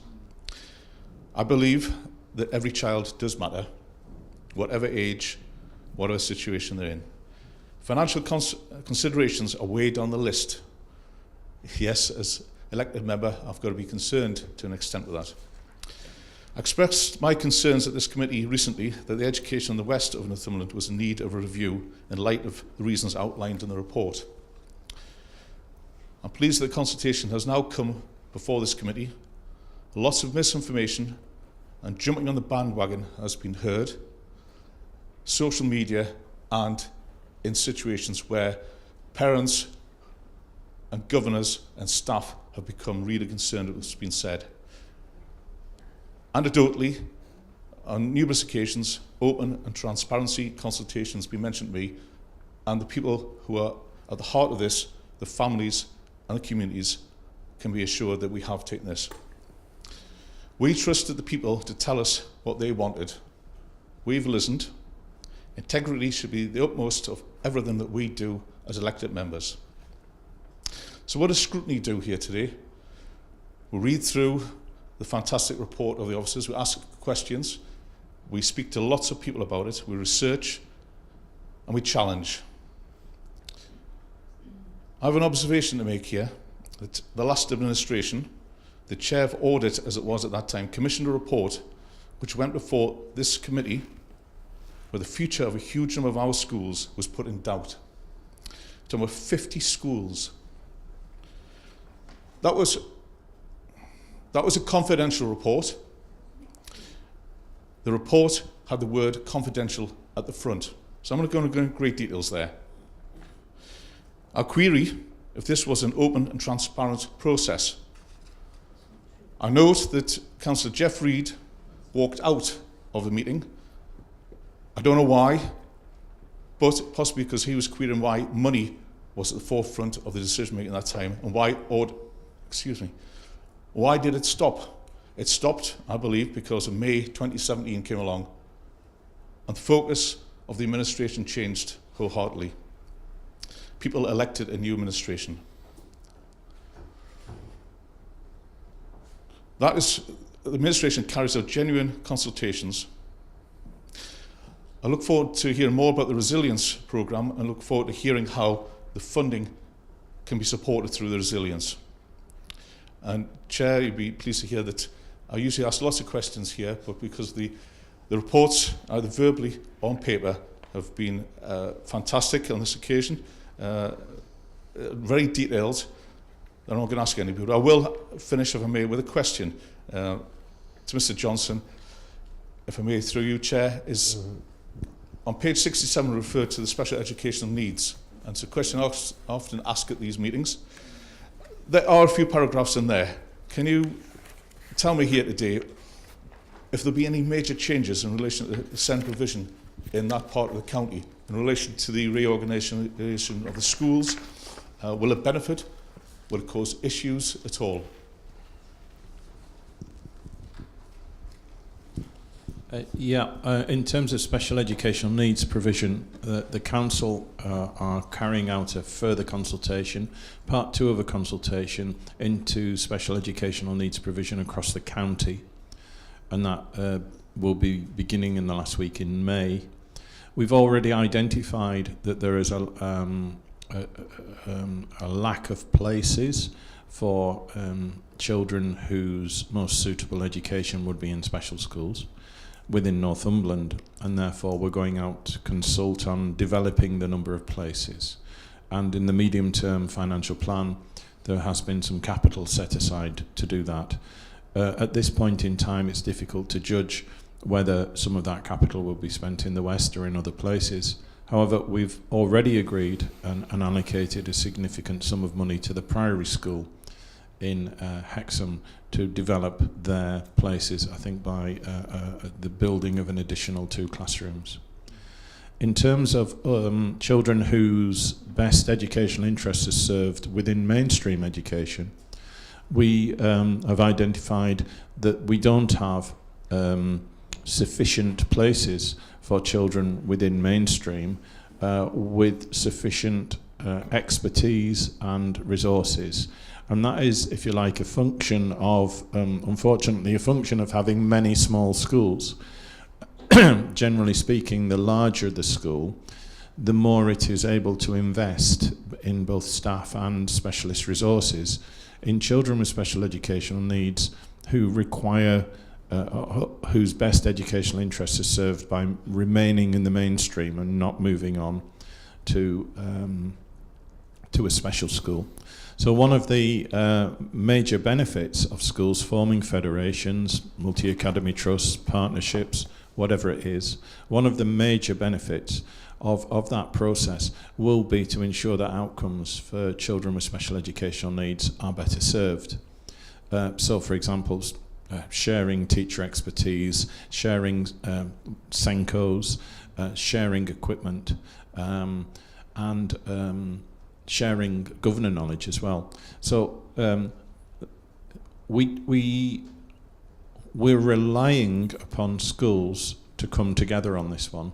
So to be specific on it and say what will change, we hope that by enabling these schools to work together as federations or multi-academy trusts, that things will improve for children with special educational needs.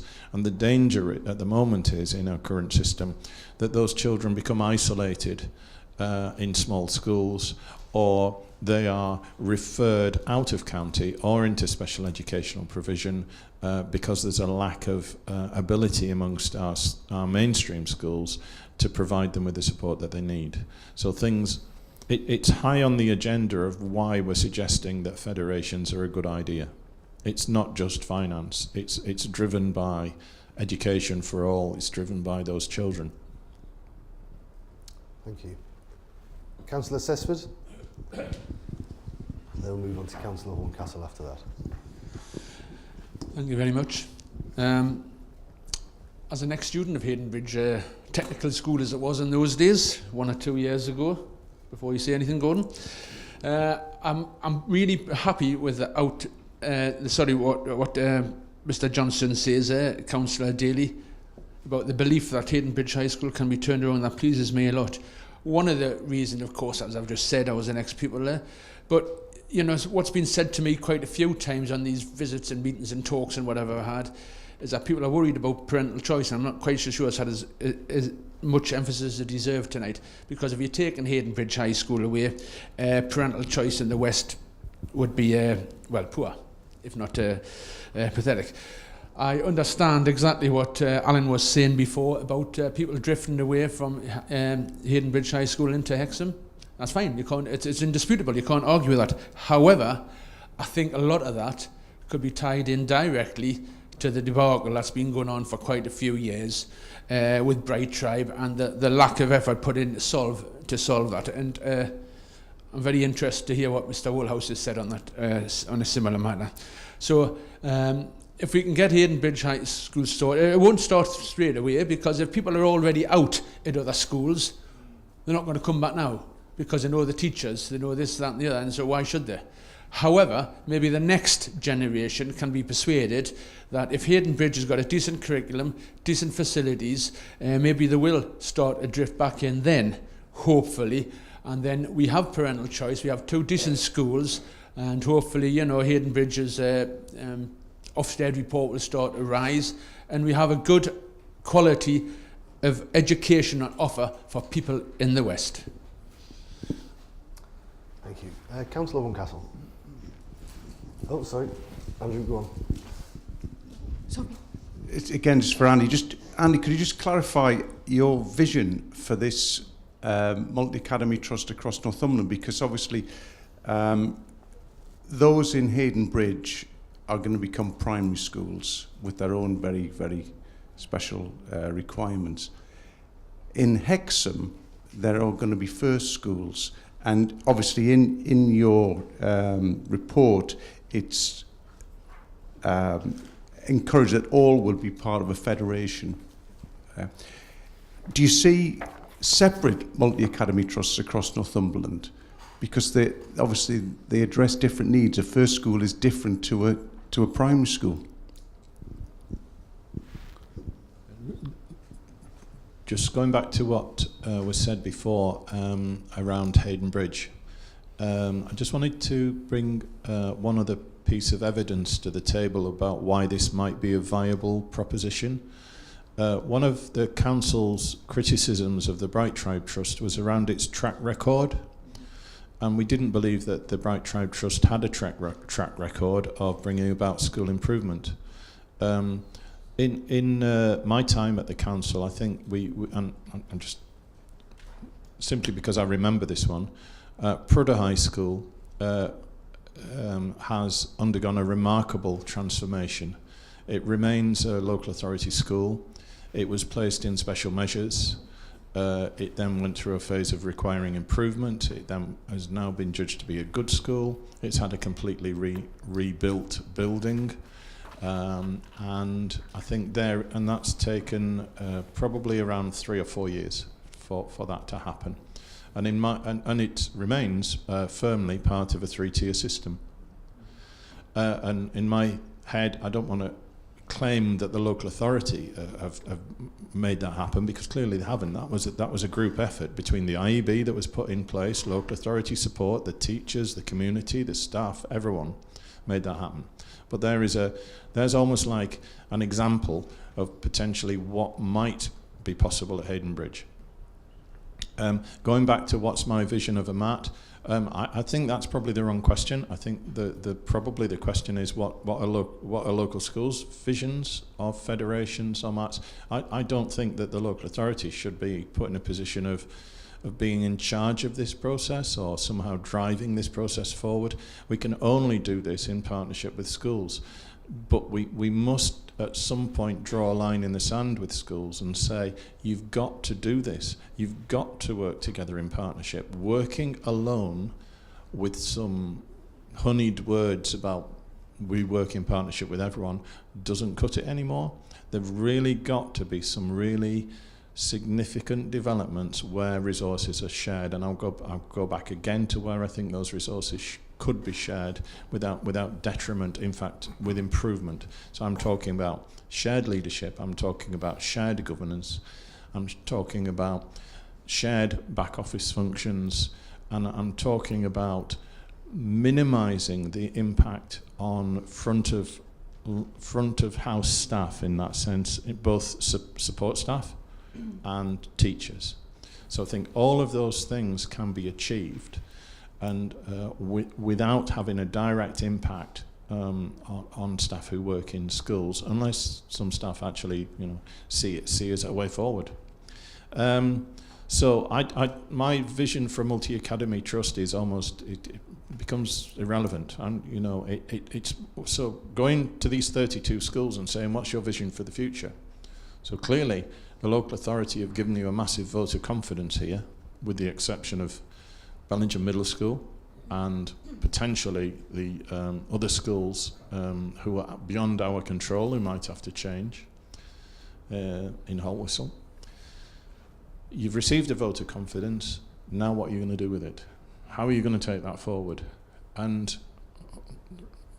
those 20 schools who were in favour of this consultation, they all said the status quo actually isn't an option. We do need a consultation, and we do need to change things. So I think a bit like the Prudhoe model, schools, or the Ponteland model, schools getting together and saying we want to work together is the crux of all of this. Mm-hmm. Thank you, Andy. Just simply because of the recommendations, the local authority will establish a trust in partnership. Yeah. So therefore, presumably, the fact you're doing that, yeah, there must be a vision. There must be some sort of structure in mind. Yeah, we are working at a very high level at the moment, as I say, with university, with the National Health Service, with other partners, with individual schools, and developing and making that offer to schools. Some schools might want to work with us, some schools might not want to work with us, and they might want to do it themselves, which is fine. They might want to go to an existing trust and hitch their wagon up to that, which is fine. Or they might want to develop their own trust, or their own multi-academy trust, or their own federation, which is fine. All we're actually saying is, you've got to do it. You've got to work in partnership, and it's got to go beyond the rhetoric. What will be the vision for any Northumberland County Council trust? We're not allowed to set up a trust. So Northumberland County Council can't have its own multi-academy trust. It can have a 19.9% share of any trust. And it will be up to the trustees of that trust to develop a vision. The crucial vision for me is preserving small rural schools. If there was a kind of, what's your mission statement, I would suggest to that trust that their purpose in life should be to preserve small rural schools, but also to take some really hard decisions around financially how that can be done. Mm-hmm. Just say, Mr. Hodgson, this isn't actually the end of anything that the council are planning on doing. It's not even the beginning of the end; it's the end of the beginning, as someone once said. So there's still a lot of work to be done after this, and those sort of questions will be looked at again. Yeah, no, they're perfectly reasonable questions, but I'm sure that this will come back to scrutiny again. We'll have a chance to talk about it. Councillor Horncastle. Thank you, Mr. Chairman. Before I go on to say what I'd like to say, I would also like to pay tribute to the officers in Wayne Daley for the hard work that went on behind the scenes. This consultation document just didn't go out, and people just didn't sit there waiting for results to come back. They were actually working almost round the clock, late meetings, all weathers. Wayne was up and down to London, doing his level best. And they were on the receiving end of a bit unnecessary criticism, but maybe, as Mr. Woolhouse says, that people didn't believe in the consultation anybody would actually listen to it. Well, they have done. So, getting back to what we're actually looking at today. To many people, this is a problem that arose to them early this year. For me, this is a problem that kicked off years and years and years ago. Like Councillor Sessford, I'm an ex-pupil of Hayden Bridge. In those days, it was a technical school with vocational courses. It had many, many children there. So, the downward spiral in the confidence in the Hayden Bridge, most people have been going back 10 or 15 years. But the real accelerant to that problem was what happened at Allendale Middle School. 5 years ago, Allendale Middle School closed, and I was involved in trying to keep it open. It was never going to be kept open. But the first school became a primary school, and that has gone down really well in the Allendale area.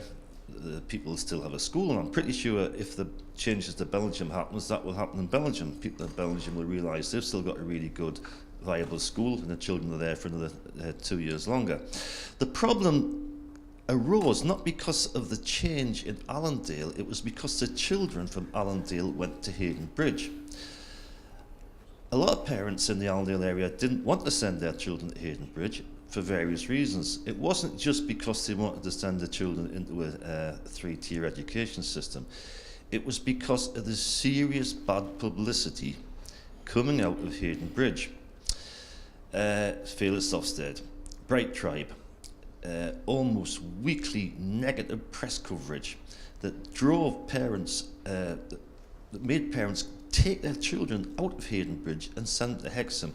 And week on week, the numbers at Hayden Bridge was falling. The numbers falling, the situation gets worse.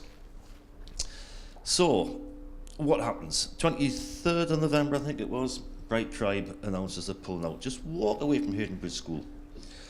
And the effect that had on the parents and the children there, because all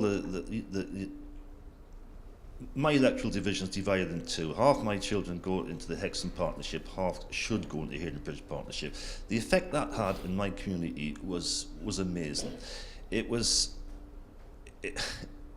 just like a serious black cloud. Here's a high school that is just drifting.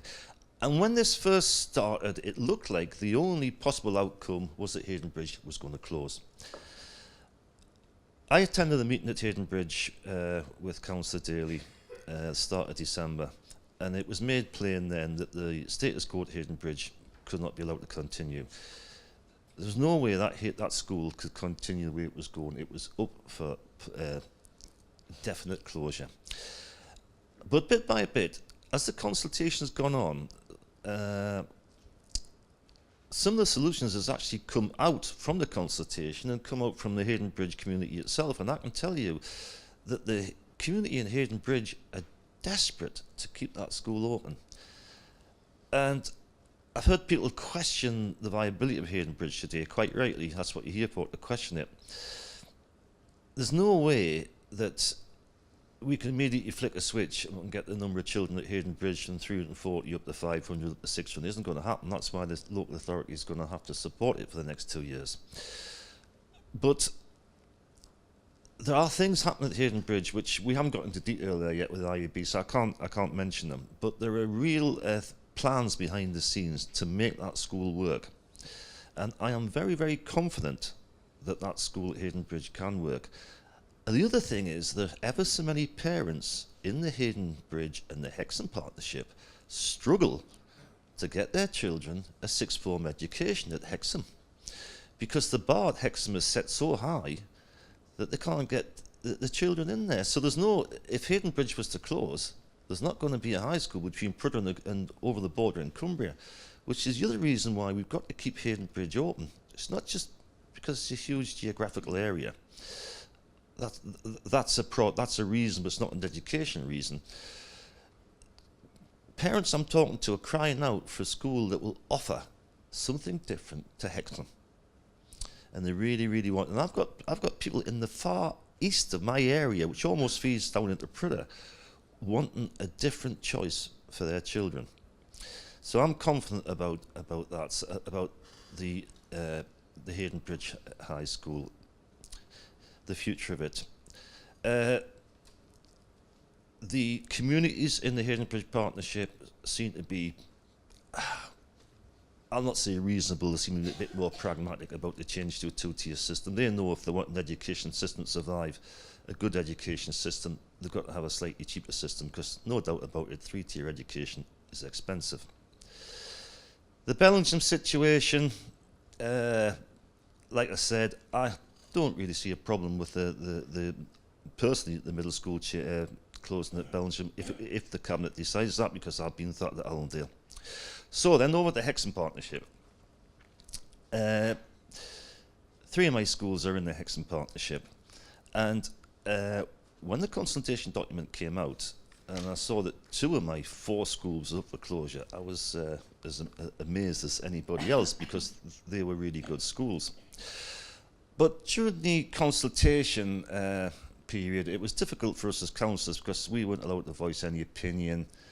But some of the pressures that we had on us, I mean, there was some absolutely stupid interference. We had councillors over the border in Durham suggesting that the county council wants to close Whitnestall School so they can push ahead with the open cast. Have you ever thought about that, Andy? You maybe didn't even know there's coal at the Whitnestall, didn't you? Right, there you go. So how on earth can you have a conversation with parents when you've got silly people over the border and MPs complaining about that, when they should be really looking at their education in Durham? If it's that bad, they want to send the kids over to North London, fine, but instead of picking on us and criticising us, do something about their education. So, all in all, getting back to the report, it's not perfect, but if the county council, the cabinet, wants to listen to parents, this is about, I think, about the best they can come up with. But an earlier speaker said that schools were resilient now. Well, I took by that if schools are resilient now, that's almost saying we don't need any change. Well, I find that hard to believe, because Gordon Stewart's just brought it up a while ago that there was a report from the previous administration, from the audit committee, about this very problem 18 months ago, October 2016, where it came up with a 10-point local authority action plan to save small rural schools. And it's quoted in the report, small schools will struggle to survive. And it goes on to say, potentially, these schools would potentially face enclosure or merger. So although this is this administration's problem, they did inherit it, it is our problem now, but it was recognised before the change of administration. So it's nice to know that all political parties have actually realised that there's huge problems here and something had to be done. So I am very, very confident about the future of the Hayden Bridge Partnership. Whether or not what's in place here for the next 20 or 30 years for the Hexham Partnership will work, I don't know. It may last 5 or 10 years the way it is, but unless government funding changes. But certainly, if this goes through, they're certainly going to be safer in the very short term. So with that, unless anybody would like, is anybody else going to speak on? I'll do some closing comments, yeah. All right. Well, from the chair, again, just like to thank officers for all the time they've put into this. It's been pretty, sorry, I'll put that down. It's been pretty tough going. I mean, it's impacted on all 4 corners of the county. I live, you can't get further away from West Northumberland to where I live, up on the coast near Bamborough. And even we were talking about it up there. I, as chair of this committee, got multiple representations through the post from schools, and you could feel it was palpable that the conversation that was happening in the county. And it has been a big conversation, not a formal consultation to close schools, which was a worry of some people. I would like some final comments from Andy. What is the process now? So if we send this to Cabinet, then what happens? Just for the benefit of the members, because I'm sure this will come back here again. So it will go to Cabinet on May the 8th, and Cabinet have to decide on those recommendations that are on page 2 and 3, and if they decide the non-statutory ones, then officers will start getting on with it. And if they decide the statutory proposal is necessary, and the statutory proposal, remember, is around age range extensions or differences and closures, then there will then be the publication of a statutory proposal and a further 4-week consultation period. Officers will then have to analyse the consultation responses, and come up with a report and a set of recommendations that will come back to this group for scrutiny before it goes on to Cabinet on the 10th of July. Thank you, Andy. You've got a microphone. Yeah, I've got one. Right, so, Scrutiny Committee, are we happy to move these recommendations forward to Cabinet? Agreed? Fantastic. Right, I know it's been a long process, but we're nearly near the end. Item 6.2 on the agenda, which is Appendix D in your pack, outcomes of consultation on a proposal of closure of Netherton Northside First School. Something we've had at this committee, this is the second or third iteration we've had. It was the school governors and staff themselves that came to us and said they'd like to close the school. So I'll pass this over to Andy Johnson just for a bit of explanation.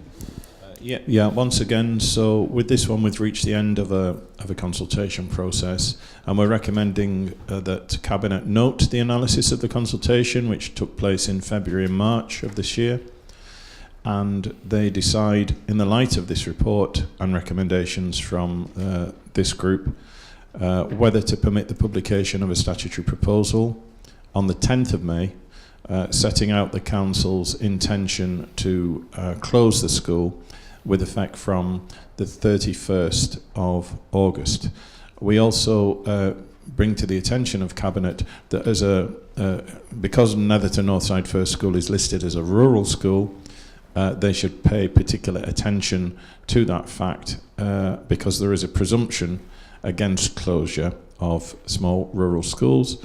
We're also asking them to consider the implications for transport and note that the outcome of that statutory consultation would come back to Cabinet in July, on July the 10th, for a final decision on whether the school should close or remain open.